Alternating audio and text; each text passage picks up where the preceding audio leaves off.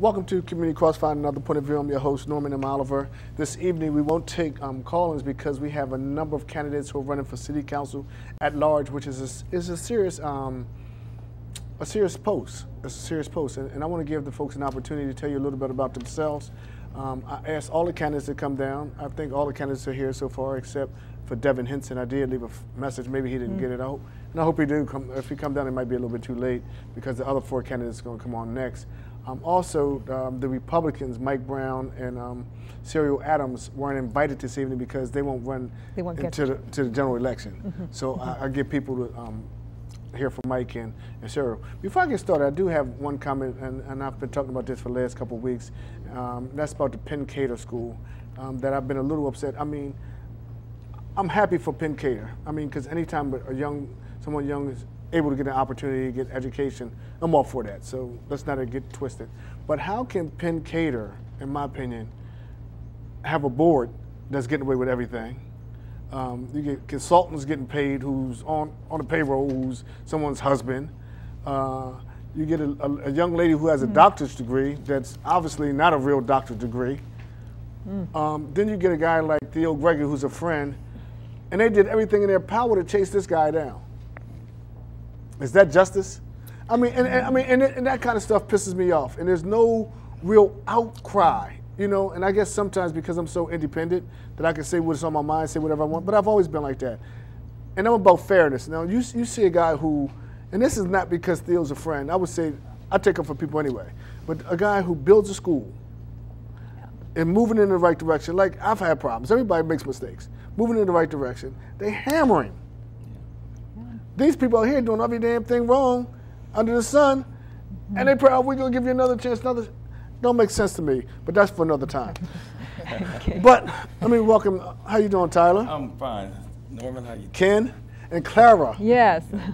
So we have the few city council. Well, why don't I start with you, Tyler? Just in your own way, because we don't have a lot of time, but I want to give you an opportunity. Just tell the people who are watching, you just talk to the camera, you don't have to talk to me. Act like you're not here. Yeah, act like I'm not here. Just tell them why should they vote for you, and tell them a little bit about your platform.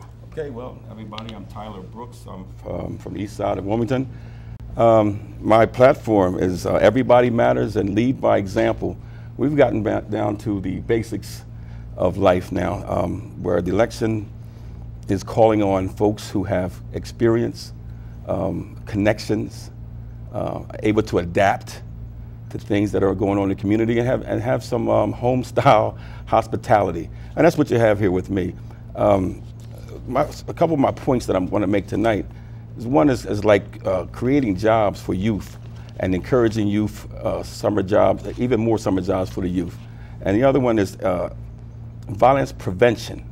A lot of times what's going on now is that people are not being trained to understand and see the signals of bad times approaching.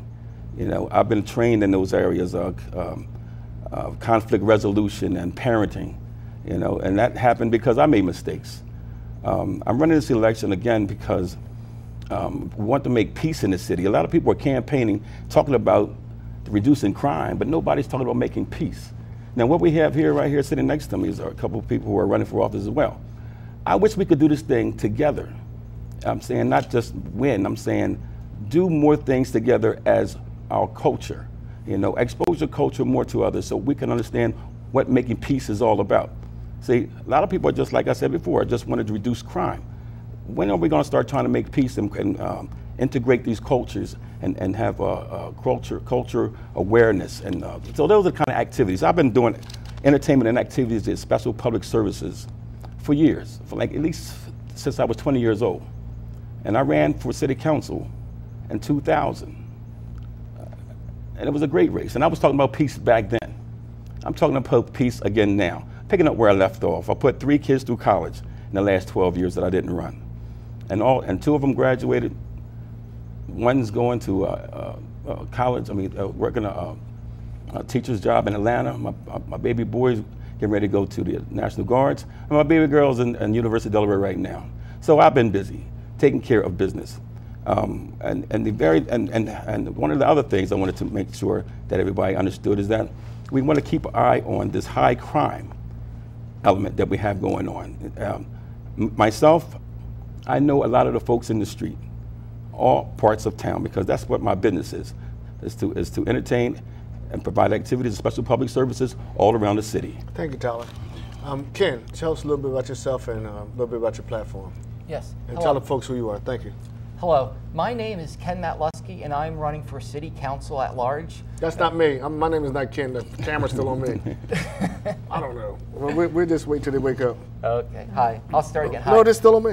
Now, go ahead. Hi. My name is Kenluskey, and I'm running for City Council at large. First thing I'd like to say is I'd like to say hi to my wife, Joanna, back home. She's watching me on Channel 28, so I hope I do okay tonight. My platforms, I have a few different issues that are very important to me, as well as the whole city. The number one issue, I think, is the crime issue. Nobody can solve this crime issue overnight, and nobody has all the answers, but there are some small things we can do to help alleviate the situation. My wife and I, we live on Pennsylvania Avenue by the Grotto Pizza and Dunkin' Donut area, and last week we saw a police officer pull a woman over in a Cadillac SUV with a couple of kids in the back, and then the day before that in Trolley Square we saw an undercover police car pull somebody over on a minor traffic violation by the Acme store. And then sometimes you see a police car hiding on McDonough Road between the $1 million houses off of Green Hill Avenue. And you see the police in those areas, but a man was quoted the other day in the paper after the shooting. He said he did not see a policeman from 7:30 to 11:30 at night when a few young people were shot. Now, my suggestion is, why don't we take the police from Trolley Square and Pennsylvania Avenue handing out parking tickets, put them in the high crime areas where people are shot and killed? Like I said, will that solve all the problems? No, but it will at least help a little bit. It will at least be doing something positive and proactive to help the city of Wilmington. The second issue is youth programs. You read in the paper and you hear the commentary about there's not enough money to open up the community pools and for youth services. And I'm an accountant by trade. I'm a certified public accountant, and I always think of numbers. And to me, a simple solution is there's some very high salaries in the city of Wilmington. Take somebody who's making $120,000 a year, pay that person $70,000, and with that extra $50,000, you can buy a lot of chlorine, you can hire a lot of lifeguards, you can provide plenty of services for the children of Wilmington at the at-risk areas if you knock down some of the high salaries some city employees are making. And the third thing is, one of my campaign promises, if I'm elected, I promise not to increase taxes if I'm elected to city council. The other day I received a campaign mailing in the mail from somebody in the county who said that he was able to balance the county budget 3 years in a row without raising any taxes, and I think maybe the city could follow the county's example. Thank you, Mr. Oliver, and again, my name is Kenluskey, and I'm running for city council. Thank you. Thank you. Clara. Thank you. I'm Clara Zaradnik. I'm running for city council at large. Wilmington is a city of neighborhoods, and I want to put neighborhoods first. I believe that we need to have safe, clean neighborhoods that are vibrant, alive. I think we need beautiful green spaces and parks, and we need to have our city running efficiently. Now, I moved to Wilmington about 33 years ago. For 7 years, I lived in the 9th Ward, on the street, across the street from mayoral candidate Dennis Williams. And then we moved over to Cool Spring when we found a house that had a off-street parking. We didn't have to shovel our car out of the snow in the wintertime, so that was a positive. So I've been active in our community since then. I've been neighborhood president for 8 years, and that's a diverse area that runs from 6th Street to Pennsylvania Avenue. It's diverse in economics and in ethnic makeup. So to be able to lead that kind of group, to be able to have us do wonderful picnics and cleanups and get a lot of volunteer response to many of our projects is heartwarming. Besides my own neighborhood, I've had experience with citywide issues. I've been on the Wilmington Beautification Commission for 7 years. That commission looks at the parks and has been able to do improvements at the parks. If you see daffodils blooming in the spring, that's the work of the Beautification Commission. Also been on the Clean Wilmington Committee. That committee works on our recycle program and our trash issues. You know, we have the program to adopt a block, so clean up your block. The forms are on the city website. You know, join in and do that. You know, everyone talks about the crime situation here. It is very serious. Now let's start right today at home. Is your porch light on right now? Is your porch light on? Turn it on. Do you know who your neighborhood police officer is? We need to find out. And as part of what I've done for my campaign is I have published the neighborhood community policing map so that it's available for everyone. So we can start here, start on the local level, and move forward. The financial situation is indeed also serious, and we need to look at that because none of the things that we want to do will happen without addressing the financial situation. And we just have to be very creative and reach out to resources of the state and federal government. We have to leverage everything that we have here. So I think I have the experience and the ability to be on city council, and I ask that you turn out for September 11th and vote in the primary. Thank you. Thank you. Real quickly, if I could ask the other 4 candidates who are in the green room to come on in so we could change seats. And also, I just want to let everyone know you can vote for 3 candidates, right? Yes. Yes. For City Council at large. That's why it's so important that I give these guys an opportunity to speak. Then I'm going to have Sam Latham. He's going to come on at the end. We're going to talk about the labor parade. But in closing, do you guys have anything you want to say? Oh, absolutely. Just in closing. If I give you like 30 seconds, go ahead. Yeah, I'm Tyler Brooks, running for City Council at large. And got to remember, just because people sound like they know what they're talking about, they have to really make you feel that they care about what you're all about. So I'm Tyler Brooks for City Council at large. Please vote for me. Let me be one of your candidates, one of your selections. Thank you so much. Hello again. Hi, my name is Kenluskey, and I am too running for City Council at large. And in closing, I'd like to say my top 3 issues. I would like to see more police walking the beat, especially in the high crime areas. I'd like to advocate for that. I'd like to cut some of the high salaries, do a forensic audit, just cut some of the high salaries, and make sure the kids get the money, not the fat cats at the top. Thank you. Hi, Clara Zaradnik again. I am running for City Council at large, and I want to put neighborhoods first. And please join me in that effort because we can do it all together. Thank you. Thank you guys very much. All right. Thank you. While we're changing this scenery, go ahead. You guys can come on, take your mics off. And don't forget, ladies and gentlemen, make sure you vote on September 11th. You can take your mics off, and they're going to come sit in. We never have formats here. We just do things haphazardly. It's crazy. Thank you all you guys for coming on. Oh, that's my man, the good senator. Wow, I guess it's coming down. I thought I didn't want to get confused. Yeah, you can sit right here, Loretta. I didn't want to get confused. Who's up here? You don't mind if I put it down? Nah, that's cool. That's my man.